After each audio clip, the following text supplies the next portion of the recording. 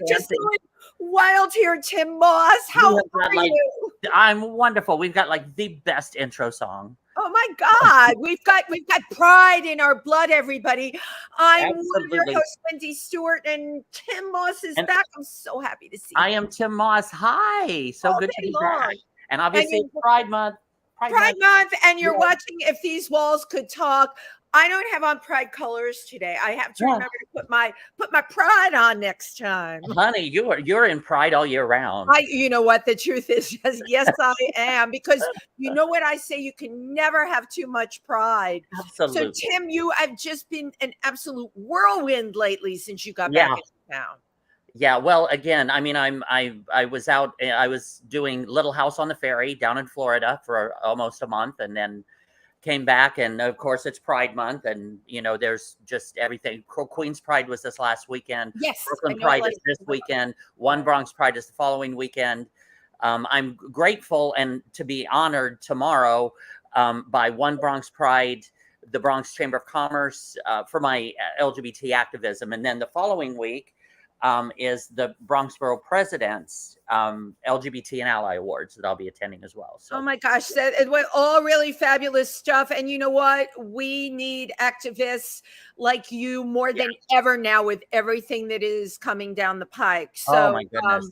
And then love it. Love all of it. Yes, exactly. And just be there for us. And, you know, that's all I can do is just be there, be present, and speak out, I guess. That's it. And I am, of course, knee deep this week in World Oceans Week. Yes, it is World Oceans Week. And the Explorers Club, of course, has incredible stuff going on this week. Yesterday, we had experts on penguins. Now, what people don't know, I learned this yesterday. I didn't know. How many different kinds of penguins do you think there are? 5. 18 different kinds of penguins. I didn't know that. Yeah, and you know what they all have? The tuxedo one and the right. There's the brown one. There's Gentoo. There's the Emperor Crown penguin. But one thing they all have in common: they are so damn cute.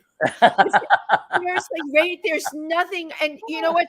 They're great examples of like working parents, and where the dad pitches in. The dad pitches. The dad sits on the egg.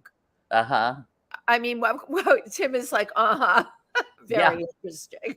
The dad sits on. I mean, no, I knew that. Yeah, I knew that. Did. You know, the male was the one that sat on the eggs. Yeah. We like seeing them. We like seeing them work like that. So penguin equality. But if you have a chance, come by the Explorers Club this week. If you're in New York, we've got some really great exhibits, lots of lectures. There was also a wonderful talk about corals for people that dive, people that care about that and what is happening in the world. And our whole message at the Explorers Club this week is hope. Every lecture is based around hope because we all read, right, this gloom and doom. You can't take that into bed with you ever. Look at you, Tim. You're out there with everything going on. You know, you're going to be raising flags, causing awareness to happen because we have hope. We have hope for our future. Yep. All right. And the same thing with climate change and global warming. We cannot throw our hands up in the air. You know, we have to just say there's all kinds of things each one of us can be doing and lots of things that are being done. So, yeah. And also just even a little bit. Yes. Just do and help and contribute a little bit. That makes a difference. And you know, it's so perfect today, the guest we have, because I personally believe laughter is the best medicine. And I know that is, you know, it's cliche, but I know you feel that way too, Tim. Absolutely. You know, you have to be able to take the tragedy of things, right, and see the humor in it. Our guest today, I always like to say, is someone that is seen and heard. He's an impressionist, a voiceover artist, and an incredible working actor. When you see his face, you're going to say, I know that guy. And also that you've probably heard his voice. Yeah, you probably heard his voice. Television to film, and he's a really funny guy. Let's bring on Jim Meskimen. Yay! There he is. Good morning. Hello. Good morning to you and good afternoon to us. Yeah, you're in LA, so I forgot it is morning there. Yeah. Well, Wendy and Stuart, or Wendy and Tim, rather, I'm very glad to be on your show. Thank you. And Well, where we're is Stuart, by the Grateful way? to have you here. No, Stuart's not here. He was supposed to come today, but when he heard you were coming on, he said, "Oh no, I'll let Jim do the whole show." Yeah, I just he's totally scattered. made I that up. understand. I have that effect on people. Yeah. Stuart's not with us. Jim, there, your resume blows people out of the water. And Mhm. the minute I saw your first time ever, I saw your face. I'm like, I know that guy. So I'm gonna let you take the ball and run with it any which way. But I'm gonna open up by asking you. You started out. You're a classically trained painter. Am I correct? Yeah, that's right. Yeah, thank you. That And was you my started college years. out really doing art direction in New York, yeah? I worked for Rankin Bass Productions, the famous Rudolph the Red-Nosed Reindeer and other Dude, I really love holiday classics. And I got a job in the 80s designing. They needed someone to help design cartoon characters for their, at that time, very new series called Thundercats, Wow. which we're all a little not the target audience for. But back in the 80s, if you were 13 or 14 in the 1980s, then you really were into Thundercats big time. And it's been rebooted several times. But anyway, that was I worked as an illustrator cartoonist, basically. Oh, Yeah. nice. It is interesting to go from a classically trained artist, right, to cartooning. Well, actually, I was a cartoonist first. I taught myself. I read Mad Magazine. Oh my Oh, God. Okay. Yes. A moment for Mad. Yes, a moment for Mad. In fact, I'm an audiobook narrator now too, and I just narrated a really great book about Harvey Kurtzman, which is a name that a lot of people don't know, but that is the man who started Mad Magazine. Okay. And I anyway, did not know that. I didn't either. I was so anxious to read to get the opportunity to narrate this book, and it's the long book. It's 22 hours, but the story of this guy is very interesting. And he was a kid kind of like me. He liked to draw. He liked to create stories and characters, and he was an early recipient of the largesse of the New York City school system. Fiorello LaGuardia started a school specifically for poor underprivileged kids to go and learn art. Wow. And he knew that would return to the culture a lot of benefit. And so he went to this college. What was the name of? So I grew up in New York, and Yeah. and I love trivia. This is amazing. This conversation. What was the name of the school? Let's see. It was something like the high school for painting and art or something. It was Art and design by any chance? Art and design. Perhaps it's art and design. Yeah. That was yeah, the school I got into. I did not get into music. I got it, but I never knew this. And Mad and Tim, don't you remember? Mad was just so ahead of its time. Yeah, because the thing is that it was so edgy and so out there and so provocative. Yeah, it wasn't afraid to pull punch. It didn't pull punches. It wasn't afraid to point out hypocrisy. It used a lot of Yiddish words that most of Middle America had never heard of, right? And couldn't pronounce. And a lot of the people that became contributors to Mad were people that Harvey Kurtzman, this ordinary New Yorker, had met in elementary school at that school. And they made Al Jaffe, the guy that did the fold out thing at the end of each Mad Magazine and several other features was, they met when they were like 12. It just blows my mind. It's very, very, it's a beautiful book. That is such a New York thing too. Like when you grow up here, especially if I grew up in a borough, the Bronx, right? You keep all your friends with you. They travel decades with you. But now I'm going to ask you, did he tell you if Alfred Newman was based on somebody he went to school with or knew? Oh boy, the Alfred Newman character was like a photograph that they just sort of found, and they named him Alfred Newman. And I forget why they plucked that name out of. I love it. But it was just one of these random finds, I think. Wow. And he worked a lot with photographs. It's a really interesting story of an artist who just comes along at the right time, and he draws really well, and he knows how to tell a story with pictures, and then he combines with like-minded people, and he manages them very well, and he has a certain vision that for whatever reason he's just allowed to sort of put out in this couple of first in the comics and then in a real magazine format, which was his goal.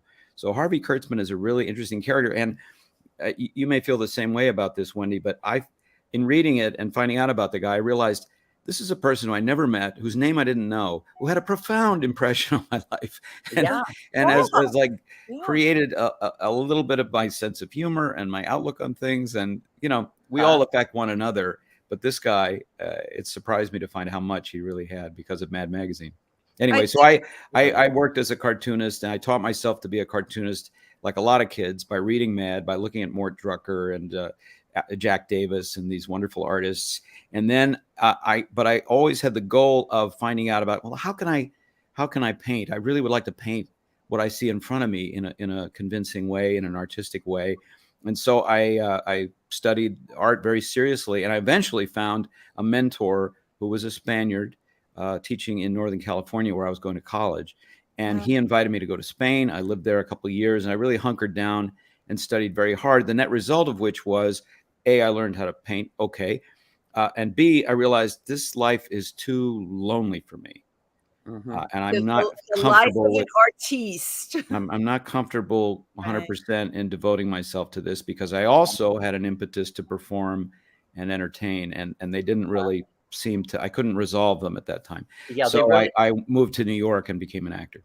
Yeah, they really are two completely different worlds. Really, different audiences, different worlds, different messages. Right, and one is total isolation, cutting yourself off from the population, and the other one is jumping right in the middle of the population and make them laugh and entertain. Which in my 20s is something I was really ready to do.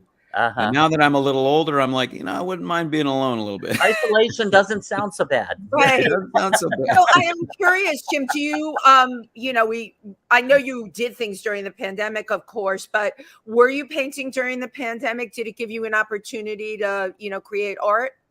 A little, but I have been very focused on other things. So I put together an online course on how to be a working actor. Nice. Which is at jimworkingactor.com if you're interested. And I also did a lot of writing and a lot of video stuff. I feed my YouTube channel quite to bursting, and I work on that quite a bit. So I sort of hunkered down with the impressions that I do, and with audiobooks. I did quite a few audiobooks, and I do the voice of Colonel Sanders, so I kept gainfully employed during that time. Kentucky Fried Chicken, 2,500 milligrams of salt in one chicken leg. I blow up. Oh my God, that's you gotta be like a raccoon and rinse it off. That's all. Oh my God, Jim, I've done that. I have rinsed off the chicken. It works. I will probably be asking you to do several impressions throughout this. Yeah, right. So just to prepare yourself. The impressions thing, even before getting to this dossier of acting, it is interesting to me how many impressions you do, and where does that come from? Were you like an annoying little kid that did impressions? I was an annoying little kid, but not because of impressions. Just like I'm an annoying grown man, but annoyance goes with you. I was the kid that drew, so I was pretty quiet. I would draw things, but I absorbed and listened. And my mom was an actress, Marion Ross. I was hip to the fact that there was fun to be had with vocal play, and that was a real gift. And I guess I just, people talk about talent. I don't know about talent. In my case, I can't speak to it, but I definitely was strongly interested in vocal performance and in the nuances of voice and the different accents that people had and the different qualities their voices had. Just interested. So everybody has different interests. Some people are interested in flowers. Some people are interested in bowling. Some people are interested in hunting. I was interested in vocal stuff. But okay, I can't let it go that easily, because lots of people are interested in vocal stuff. We all have accents or people we like to listen to, like David Attenborough. To me, is like the way he speaks. But it's a whole other cerebral process to be able to take in the voice you're hearing and emit it yourself. That's true. You're Robin Williams, you're George Bush. Are completely spot on. I mean, you could, so how does that happen? Oh, how does it happen? Yeah, you mentioned Robin Williams. I've been doing Robin Williams for a while. There's a certain, people say, what kind of accent did Robin Williams had? I think it was a Juilliard accent. Something very, self-contained and Right. ebullient. But then he could be anybody, so he could change on a dime, which is exciting. George W. Bush obviously was a pseudo-Texan. Still is. So he's got a weird amalgamation of a voice. Right. Yeah, I guess it's a different process. I think of it in terms of music. There's a musicality to people's voices, and right. I also look at it from the viewpoint of acting. You're being another person. So people often say to me, "Why you change, your voice changes, your face changes, you begin to resemble those people," and that's true of most good impressionists. They embody the character so much that they change the structure of their body or their face. In the because 2 seconds that you did Robin Williams, this whole part of your face, and I'm looking at you on a stream, became Robin Williams. Absolutely. And that still is, there's got to be someone somewhere that studies this kind of stuff, because you're right. I hope so. I just hope so, because I hope that someone finds a cure. Right. In my lifetime. That you're not just cray. Yeah, because that is such a it's an interesting talent, right, to be able to, like she was saying, to hear the auditory but then mirror it back vocally, that to match it, and also grasp the essence of the person. Because like myself being an actor, I can create a whole fictional character, no problem. But to imitate someone that's living or something, I don't have the courage. It takes a certain amount of guts to just jump in and do it too. Yeah, I think that's true. Because one could compare it and say, oh well, that doesn't sound like it. Yeah. And when I was younger, I did have that kind of trepidation. I did have that kind of shyness about it. Like I remember very, very well being around 16 or so and wanting to do impressions, but in certain groups of people are like, I'm not gonna do that, because I don't want anybody to shoot it down. And that comes with being 16 and not having much confidence. But I think as we get older and as it becomes part of your profession, there are certain things that buoy your confidence. Like in my case, when I started getting paid, I was like, okay, maybe I'm okay at this. somebody's putting cash on the barrelhead. I feel okay about it. Well, also back in that time, I would imagine probably one of the only points of reference would have been Rich Little. Yeah. Right. Yeah. Yeah, we were unaware of too many others, although there are many. But yeah, Rich Little was kind of the gold standard. He's kind of the godfather of all impressionists in America anyway, because he came along at a really unique time, had a really formidable skills, still does. And also, I always notice that, when you look at for stuff of his on YouTube, he's there with Orson Welles. He's there with Jimmy Stewart and Judy Garland. And, that helps. I got to say, that's different, because when you're actually in the presence of somebody, you pick up a lot more of wavelengths that are emanating from them, if you will, coming off of them, that are not included if you watch YouTube. You will never feel the presence of that person so well. So that was a big distinct advantage that he had. Have you experienced that before, where you imitated someone that was actually in the room? Oh, well, I just mean to study them. I try not to imitate people to their face or in their presence. Just behind their back. Yeah, behind their back only. Yeah, because you can't win. They don't like it. It's a lose-lose. Oh, I would love that. I would love somebody to imitate me. I think that would be funny. But I could see how a lot of what's that? It won't be me. Yeah. Well, we'll see by the end of the show. Tempting, but it's tempting, right? Yeah. No, I think because we hear our voice, as you know, Tim, we hear our voice differently than other people hear our voice. We hear our voice through the wonderful chamber of our body with all the wonderful softness and resonances, and so to us we sound deep, and especially the males, we sound amazingly smooth and soft, and then when we hear it outside in the open air like this, it sounds just terrible. So sounds like everybody has that kind of uncertainty and unfamiliarity in some cases with the I know what you mean, because I've heard myself. I'm a singer. I've recorded. I've got videos. So the difference. So I've heard I've heard, but I do remember when I first heard myself, I was like, wait, is that what I sound like? Yeah. Yeah. Most people carry that memory, that uncomfortable memory with them. And I think it's the make or break point where a person decides that I'm gonna do something with my voice or I'm not, because I think most people hear it and they go, oh, this is really discouraging or really confusing. I think I sound like this and the world thinks I sound like this. I think maybe I'll just shut up. Mm-hmm. And a lot of people did decide not to sing, not to be public speakers, you're right. stay as little as possible. Right. Mm-hmm.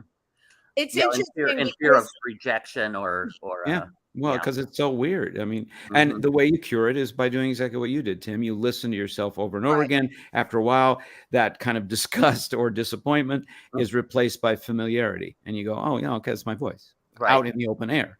Yeah. I like my voice better. I hear it, but unfortunately, I'm the only person that can hear it that way. So, right. I'm proud to say I sound like my bird. And and she sounds worse a lot of the time. So for me, I'm not kidding, because I have a parrot, and it's screechy. And when she's hello, I'm like, shoot, that's me. That's how I get nasal and all of that. But it's become such a part of my personality, even with casting. And it's such a part of me. It's not something I'm going to fix at this stage of the game. When I started in this business, when you start in this business, and you both know this, everyone gives you a list of what you should, or prototypes of people that are like you that you can aspire to. And it's what you said, Jim. You don't have the confidence, so you don't know whether you're coming or going, and you don't know what to listen to. And I remember listening to tapes of like Farrah Fawcett. You remember she did the ultra white commercials and she'd speak on them. And that, when I started, that was like the creme de la creme of how you wanted to sound on a commercial. And you guys, I have to tell you, for all the tea in China, I still sounded like my bird, and I didn't even have a bird then. So you reach a point where you just have to say, hey, I'm going to go with who I am and what I'm about. I'm curious, Jim, that, with your mom being Marion Ross and the Mom on Happy Days, and my God, so many of us identify with that show. It's interesting to me that you didn't come out like sooner, like as a kid with all the voices, or the kid all pumped up with confidence, because everybody knew who your mom was. What was that like? Oh, well, it was interesting. I mean, I can't compare it to anybody else's upbringing. My mom was a working mom, working single mom, raising 2 kids, myself and my sister, who's gone on to become an Emmy-winning producer, writer. Oh, good. And, she struggled. It was hard work. I mean, I'm a working actor. I've been a working actor most of my life. I know how difficult it is to raise 1 kid with a good marriage. My wife and I just celebrated our 35th anniversary. Oh, congratulations. Thank you. So I look back at what Mom achieved, and with so much respect and admiration, because she also not just kept us fed and put us through college and did many, many other things that helped us survive, but she set a great example and somehow made it to the top of a very exclusive heap of recognized working actresses who are recognized and revered not only for their talents, but for, the fact that they were on amazing shows that influenced a lot of people, like you said, that were a big part of people's lives. So, it's a pretty stunning accomplishment. And now, was she?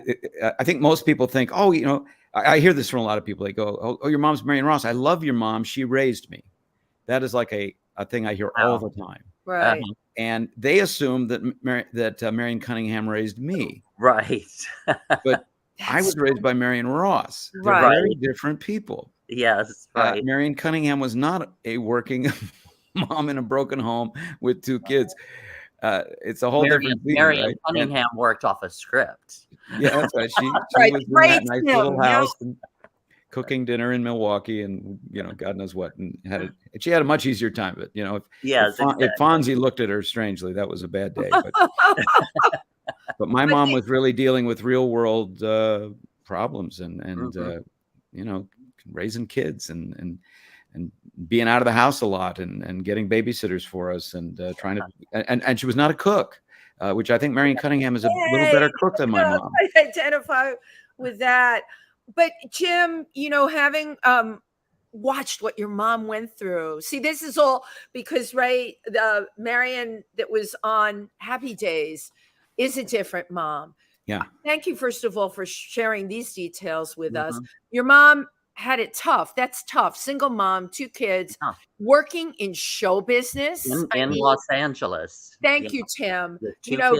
The glitz, the glamour, and all of that. But your mother's life wasn't glitzy or glamorous. She had 2 kids, and she was doing the best she could for her family. And God bless that she ended up on a series. Really? Yes. And she really was quite intent on creating that.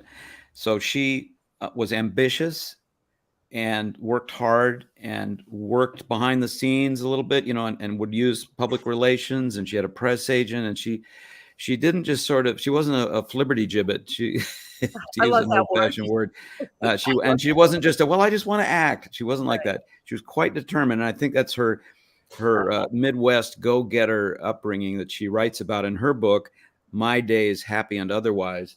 I wish I had a copy of it around here to hold up. Anyway, yeah, she was a middle child, which she talks about a lot. And nobody paid any attention to the middle child. And she grew up in a small, really cute, but a really low energy town called Albert Lee, Minnesota, which is very idyllic and very sweet. And I've been there, but she couldn't wait to get out of there. I grew up in Indiana, so I can relate. That's comparable for sure.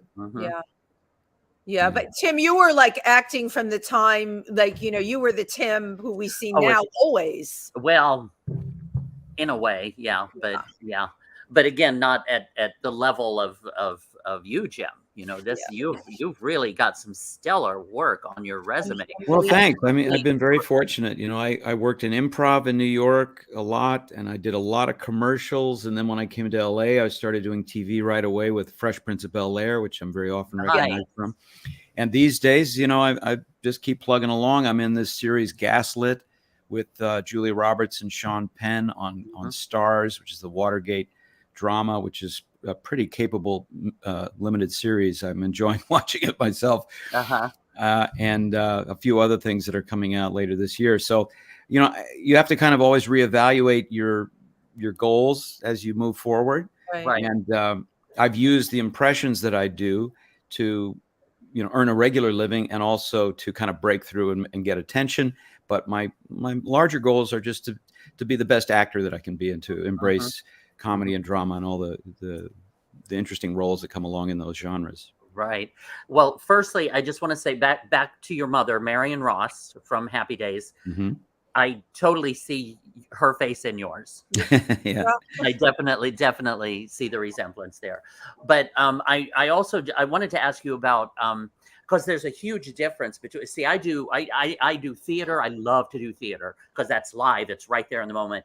But I love television and I love film, and they're all different forms now. Because you do a lot of film, television, and voiceover. Now, voiceover is a lot of times where you're in that isolated booth, maybe watching the film and which would be a completely different process than say showing up for a film set. Can you walk us through the difference between those two? Yeah, I can. Thank you. That's a great question. So when you're an actor on stage, your feet need to express the character that you're playing. Wow. True. When you're an actor in a booth doing a voiceover, an audio book or an animated series, it's just this one channel. It's the voice. That's it. Everything you're doing with your face and your hands, unimportant. So, an actor on stage and in film and television too has to be prepared to do a 360-degree performance. Yeah. Whereas a voice artist really, and then the top voice artists that I know, and I know many of them, are expert at creating emotion, character, all these effects through this one little channel of the voice. And they find richness in that, which stage actors coming into voiceover have to kind of learn to shift that. Right. I've directed audio projects before, and sometimes the stage actors are really the best, I think, at audio, because they are already ready to create a character, but they sometimes have to be coached that, you know what, it's all just got to be in the voice, and we don't care how you're standing or how the set of your shoulders is not really very germane. And TV actors are sometimes kind of tough that way too, because they're just used to the close up and being, handsome or beautiful young people, Exactly, and letting that do all the work and the words, and it really comes. The voice can express so much. We get so much about people just from hearing them, which is why radio drama is still, and podcasts today are still tremendously viable forms of entertainment, because the value of them is humongous. There's an almost infinite amount, I think, of information that we get strictly and solely from the human voice of quality. So it's a beautiful art form. I'm a real fan of it, and I've always have been. I used to listen to the radio as a little kid. I'd listen to talk radio just to hear people talk, and say, not for nothing, I've been listening to the program for several months, and you brought up a point last week with the deputy commissioner for garbage reclamation. I'm like, who is this guy? You get this. You visually try to figure out what he looks like, and what is he smoking the pipe, or is you can almost smell his clothes. I love it. But I wonder, like Tim brought up a good point with this question, the dimension of an actor on stage. It's everything. It's from your toes to your head and the whole physical essence. But I do wonder, for some, I don't do voiceover, I do everything else. But I'm thinking about myself, for me to have to do a character, even in a booth, all this other stuff would have to be engaged. Even if I was sitting there, I would have to have the physicality. Yeah. That's cool. Yeah. That's totally cool. You just can't rely on it. You can't depend on it to get your message across. No, all the greatest voice actors in the world move their hands and they shake their bodies and they do amazing things, and they physicalize it for sure. They physicalize it. That's right. totally fine, as long as you don't smack the mic. I think you're in good shape. But. Tim and I are guilty of that on here. When Tim is here with me, we bang the table sometimes. And Chauncey says, "You can't bang the table." I'm like, that's a Rush Limbaugh thing. Right. Yes, indeed. President Clinton. Because with me, I talk. This is how I talk. Like one of those little inflated air things on the yeah. I want to come to your car wash. Yeah. Oh my God, that's great. Because if I tried to talk without my tried to talk without my hands, it'd be like, No, there's a lot to it. There's a lot, and I've been lucky to do a lot of animation and podcasts and commercials, and I do a lot of sound, like voice replacement of celebrities for trailers and things. This whole side market that I didn't even know existed. Right. Yeah. Tell us about a few of those, because I know you've done presidents. You've done like Bill Clinton. Done a lot of presidents, and I continue to. I'm sort of a go-to guy for Richard Nixon because of I don't know why, just the luck of the draw. But I've done John F. Kennedy quite often too, for films and television, and more we're revisiting some of these characters for some of our dramatic programs that need this sort of depiction. So that's fun. And then I've done Colin Firth quite often for trailers for films that he's done. So often they need Colin Firth to say something just a little quicker, or a little less, with less verbosity. So they'll rather than call up Colin Firth, they'll call up me, which is fine. Yes. Actually. That is you're right, a lucrative side business from all of this, really. Yeah, it's a little side hustle. It's just side hustle. You find that there are different departments in marketing. Films require a little help here and there, and it won't be very long before a lot of that, I think, is replaced by digital manipulation. But for the moment, they're still hiring guys like me. I was interested in seeing Maverick, the Top Gun movie, which was phenomenal. That Val Kilmer's voice, which he does not possess anymore, Right, right. because of his Wow. illness, was AI generated, and they took a lot of Incredible. pride in recreating his voice from earlier samples of his extensive Wow. career. And I thought, well, that's pretty cool, and it's kind of an honor. But I know 10 guys that could Yeah, have exactly. done it, Yeah. for $1,000, you know. Yeah, exactly. Right. And But it they makes don't have to pay people always residuals to the AI replaceable. either. Ooh. Yeah, that's So- interesting. That's very interesting. How the future of well, and then again, we're going to have holograms and all of that, and so Are we? Who Oh my knows? God. They're Well, coming. that's coming. Yeah, but not Right. for a while yet. So None of us will have to get out of bed anymore because we'll just have our avatars and holograms and digital impressions all out there. What a heavenly prediction. Oh my So God. just real quick, so Yeah. throw out a little Ronald Reagan. A little Ronald, a little Ronnie, Yeah. a little Ronnie. Well, thank you, Tim. Listen, after looking at your the background there that you have in your apartment, and I just want to recommend that you tear down that wall. Now, when you do an impression, because it amazes me how you can just switch from one to another so quickly. Do It's you amazing. do you visualize that Yeah. person, or how I do you? don't. How do you do You know, it would help, I think, to do that. Sometimes it helps to do that. I don't know what to tell you, Tim. What's going on inside here, except that I've practiced it so much. You know, It's it's something incredible. that I can do. Incredible. I can You do need with to it just fill your at the brain drop to of a hat. I can just drop into somebody. It doesn't take a whole lot of study. It's just where does that guy live and who is he? You know. It's like schizophrenic. It's like your face even changes. Yeah, I have a very limber face. A It would rubber be face. That would be a good name for a company, Limber Face, Limber face. There you go. Limber That's face. a good Good. animated character. or a band. Actually, we both Limber Face. We've been touring now for Yeah.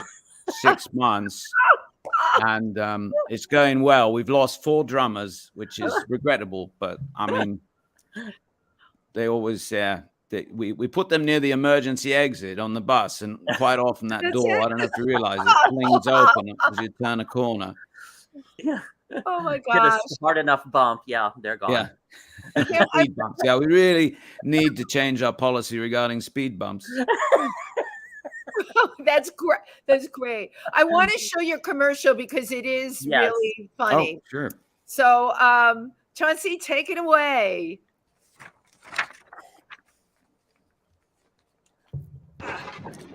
Hold together. A little left.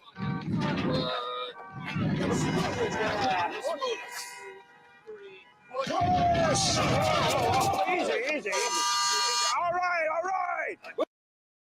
We've all got places to go. Washington crossing the Delaware Turnpike? Surprising. What's not surprising? How much money Sean saved by switching to Geico. Big man with a horn. 15 minutes could save you 15% or more. For more great videos from the Geico channel, push the subscribe button. No, the button, not the vote.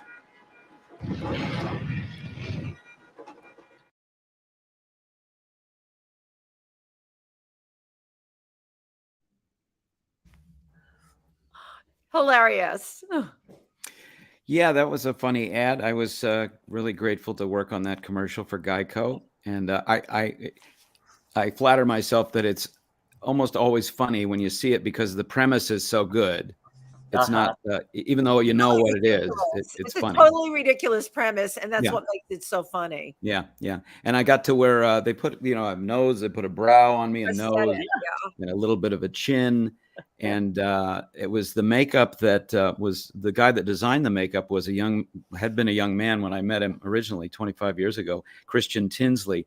His first big job was a movie called The Grinch with Jim Carrey that I was also in. Ah, And I met him back then, and then he's become a top makeup designer. And so it was a nice reunion.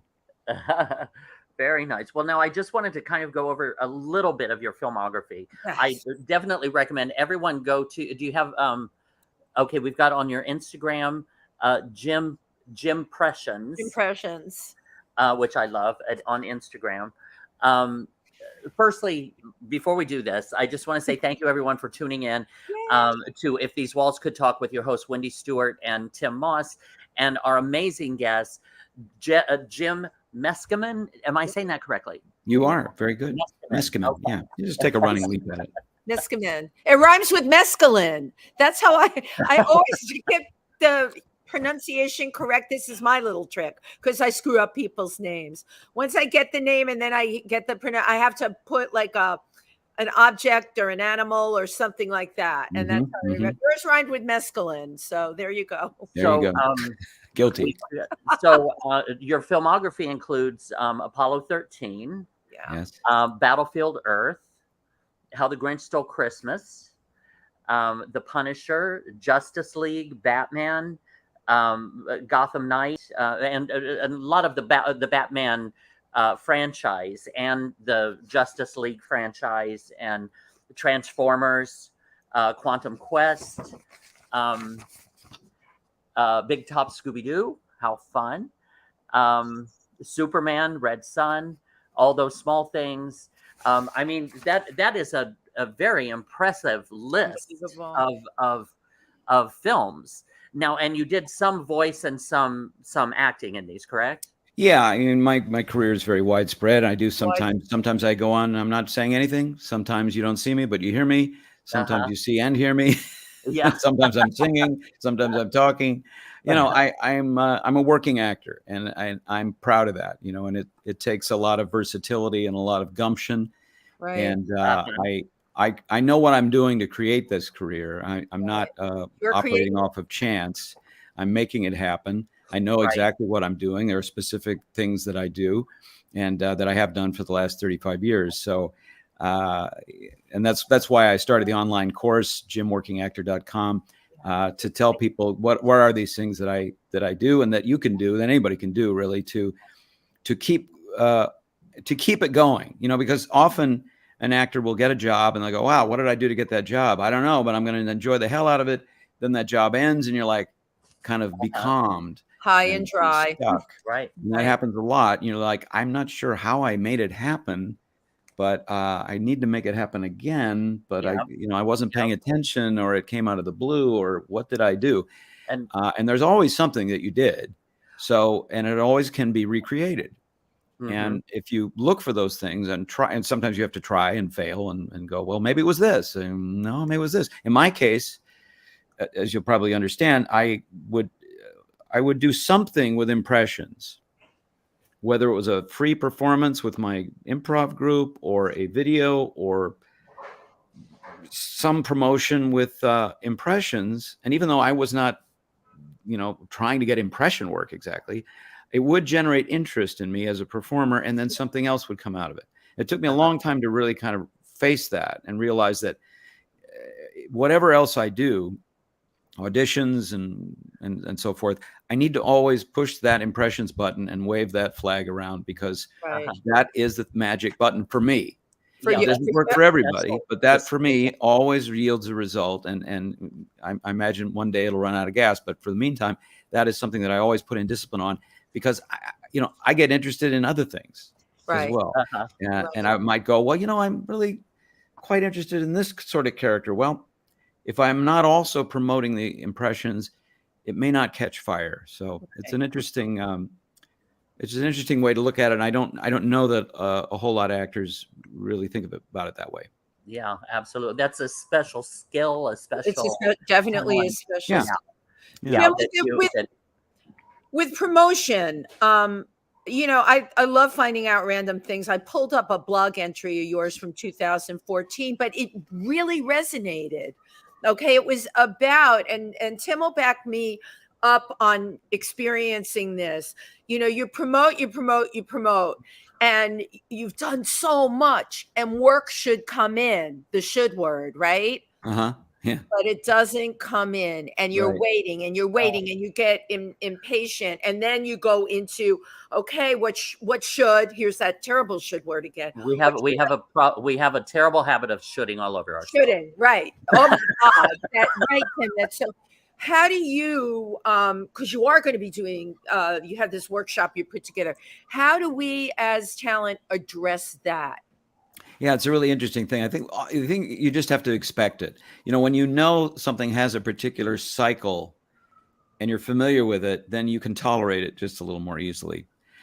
So what happens is, as actors or performers or salespeople, we do a great deal of promotion. We make offers. We let people know what we have by hook or by crook. Either maybe in the case of actors, it's auditions. I do, because of my voice work, I do upwards of 15 auditions a week. If at the end of that week I have gotten no work at all, I start to feel a little bit of a vacuum forming. Even you feel, wow, that you're blowing me away by what you're saying. Yeah. Even you feel that. Oh yeah, absolutely. And back when I was back before the day when we were recording from home, because now I do most of my auditions from home, even on-camera ones, because of the pandemic and for all of us. The new way that we do it.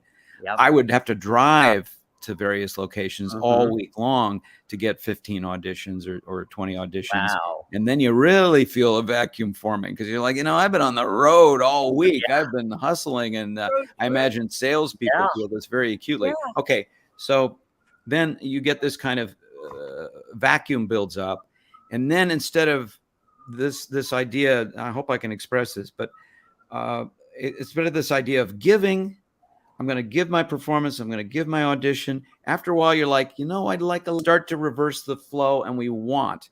Instead of giving, we're wanting. And of course, that is a lousy way to approach a career, because nobody wants to be around somebody who is wanting something from us. We can't stand that.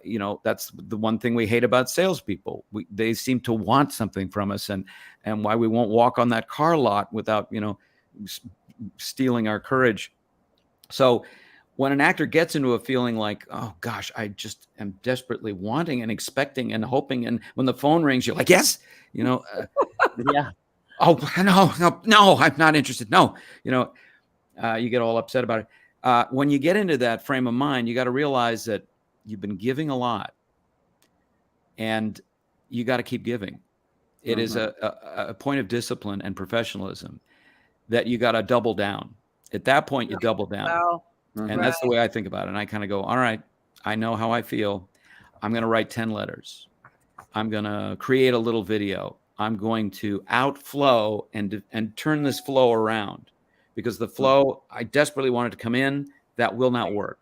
Right. And there are all kinds of metaphysical reasons that, various religions and practices have for that. But we all recognize the truth of that, right? So we've got to reverse that flow and go, God damn it, I'm going to do a show. I'm going to call a friend. I'm going to try to help somebody. I'm going to donate something. I'm going to whatever, and reverse that. And then you can keep it going, because you need to keep it going. You need to keep promoting yourself, and you need to keep reaching and offering, right?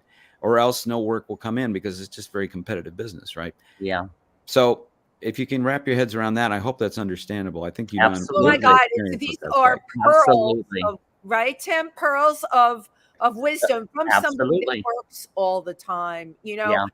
As you know, you both know, there's always people ready, willing, and able to give you advice. And I got to tell you, 3/4 of the time, it's like you just said, what? It's bad advice, right? Oh, yeah, sure. What you just gave were, and we've had great people on the show that have given us incredible advice. And I love sharing that with the people that watch the show. I want that out there.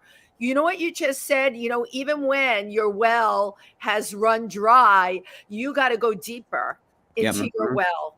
Yeah, it's hard. And that is the thing I think that separates. I think that is the thing that separates the great performers, the great entertainers from the rest of us. They are dogged, they are determined, they are stubborn, and they go, damn it, I'm going to put on a new thing that's even bigger and better. And, Lady Gaga, I think, is a great example of this. I mean, she has every reason to just kind of sit back and coast. Yeah. And I don't see that. Yeah, happening. Exactly. But she loves what she does. Yeah. Yeah. She loves it. And she keeps putting it out there. And she is rightfully, a world-class artist now. So then the next thing that happens is this other thing that I think I wrote about in that blog that we mentioned earlier when we were talking, is that after you master this thing and you're like, okay, I'm going to continue to put myself out there, let the world know what I like, who I am, what I'm capable of doing. And if you can just keep it going and keep it outflowing, then the thing that happens is suddenly you have the problem of too much work. Yes. Yes. All at the Often, same and time. actors, I'm sure you know this phenomenon of like, wow, I had nothing for like 2 months. Yes. Then everybody wants me on Tuesday. I Yeah. got 4 jobs on Tuesday. I can't do all those. Why the hell? That's Yeah. another part of it. And that's the next barrier that you reach, is that everybody wants you on a Tuesday. And you're like, Yeah. oh my God, where were you? Where were you last week? Out of the week? Right. Why can't we? And that's something that happens very regularly to me. And I don't know what to say about it, except that you try to obviously pick the best opportunity out of those cluster of jobs that comes your way. And then just the fact that you can see it coming. And when it comes, you go, there it is. Mhm. And then you know that, okay, on the other side of that is it settles down. Yeah. Yeah. You know, but you do have to keep this flow going and not draw in as much as possible, and not go, and not, you know, because some people in their beginning especially call their agents and go, do you have any jobs, or is there any good auditions for me? I was just wondering, I mean, is there something for me? They're trying to pull in. Sorry to laugh, but the exact way you did it is exactly how it is. Yeah. The Yeah. No, we've all felt that desperation. urge. And even I feel that urge sometimes. I'm like, God, I did 3 really, really strong auditions. Did we hear anything? Because we get answer hungry. We want to know what the response was. You can't just perform endlessly for yourself in your back room without eventually wanting to know, what does anyone think about this? You know, it's a communication, and every communication sort of requests an acknowledgement. Well, and the thing is that this industry, the entertainment industry, is unlike anything else on the planet. Mm-hmm. Everybody else, they'll go to their audition, which is, and then they get the job, and then they're there for 25 years. Exactly. You know, and they know where they're going to be every day. Every day they know where they're going to be. We're only here till Thursday, and then I was talking to our producer Chauncey before the show about this, where again you get between shows, like you're busy and you're working and you're promoting and you're doing this and you're learning the lines, you're doing the performance and you're doing the rehearsals and you're doing all of that, and then it ends, and then it's like whoop, that void or vacuum that you're talking about, and it's like, oh my God, I'm never going to work again. Nobody's ever going to call me again. And that voice seeps in. You might be interested to know that my mom feels the same way. She said, you never really feel like you're in this business. Right. You're always fighting to get in. It's funny. There are these brief moments when you're like, wow, I'm employed for the next month. Wow. Right. You hardly know what to do about it. I want to just point out some comments here, because we've got a great group today. Teresa Sabin, who jumps on. Thank you so much for all your support. People are taking in your pearls of wisdoms. Bobby Horowitz is on here. Oh, I love Bobby. Cabaret performers, and she, you know, she is younger than your mom. Okay, most people are, but has been out there like. Bobby Horowitz is amazing. And her comment, this is very on the ball, as we used to say. And my God, she is still, it's unbelievable. She does a show called Age is Just a Number. And I think for everybody that's on this stream, both our audience and all of us, we constantly have to reiterate that. And you have to reiterate that to yourself when you're well. And I experience this too. I'm so up and bubbly, but sometimes my well runs dry. And you know what? I just got to fill it up again. And that's what all this is telling me, to make that water flow. Uh-huh. That's so nice. Thank you. And thank you. Is it, let's see. Oh, I can almost read it. Teresa Sabin. Thank you. Yeah. I've certainly learned among the many things I've learned from my mom, who is now 93. She'll be 94 in October. Oh, God bless her. I've learned that age is just a number. I mean, she's, you know, a youthfully minded person, more so all the time. And she definitely showed me that one can agree to be an old person, or one can disagree. Yes. And the correct thing to do always is to disagree. Uh-huh. Right. And that totally agreed. But I'm curious, in the entertainment industry, I always, Tim and I talk about, there's always someone that wants to put you out to pasture. Oh yeah, sure. And how do you deal with that? You know, well, usually because they're basing that perception on their past experience, or on the current condition of the system. You Right. know, I'm a system breaker. I like to try. Yeah, new yeah, things. we're I like all out of the box. let's get out there, right? Yeah, Yeah, I absolutely. agree. I don't really encounter that that I'm aware of, and Good. I think it's because I don't even think about it really. Right. Uh-huh. Right. And I wonder also with voices, right? They want the voice or may not, you're the whole package. But when they want the voice, they want the voice, and they don't care about anything else. We're gonna call Jim. Jim delivers. Yeah, Delivers and I every noticed that a time. lot of people in animation, particularly, are gray-haired people. It's interesting. It's an art form that came out of, I mean, the golden age of it. We can still some of us can actually remember, from Mel Blanc onwards, and in the '60s, and I know people that studied with those guys, with Dawes Butler and Don Messick, and people in animation that are still, revered people. And those artists now are gray-haired, wrinkled old people like me, and they are still delivering and still valued. How So wonderful. for whatever reason, there's not just copious amounts of ageism in that field, and I think it really always comes from the artists themselves and how they view themselves and their own attitude. Because you can come into a room and act like the old guy in the room, or you can be yourself, and it's better. And contribute your Thank life you, Tim. experiences. Yeah. Because this is, and especially the entertainment industry, is kind of a youth obsessed industry. Right. However, that's something that I want to change, is that our generation, that we have lived life. We have stories to share. We've got huge contributions to make to entertainment and what it is to live. Right. And we've got dirt on everybody. That's it. The dirt. Exactly.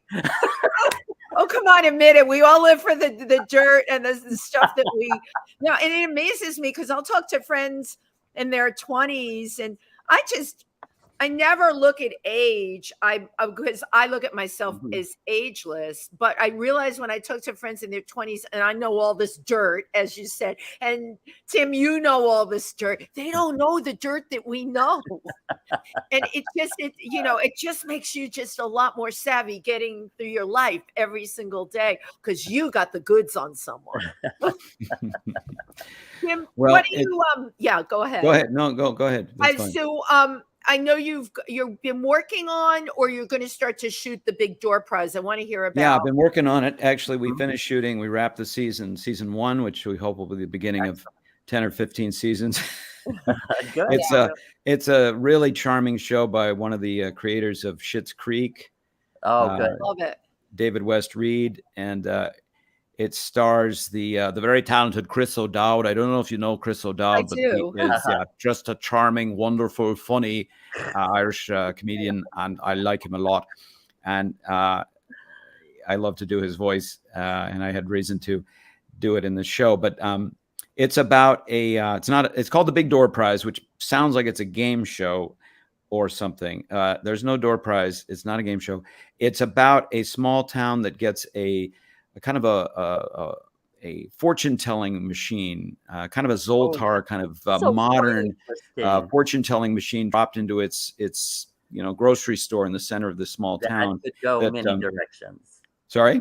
That could go in many directions. Yeah, exactly. And this fortune-telling machine, it's not a fortune-telling machine exactly, but that's the sort of the mock-up of it. But it uses metrics and genetic stuff to purportedly let people know what their true purpose in life is.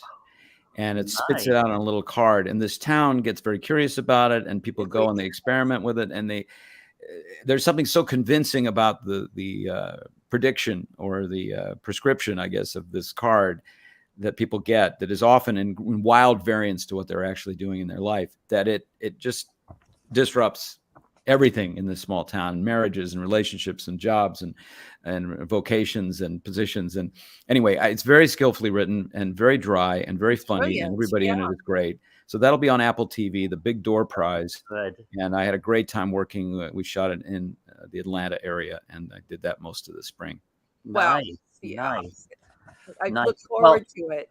I just, again, before we leave, I just wanted to at least I wanted to go down your list on television.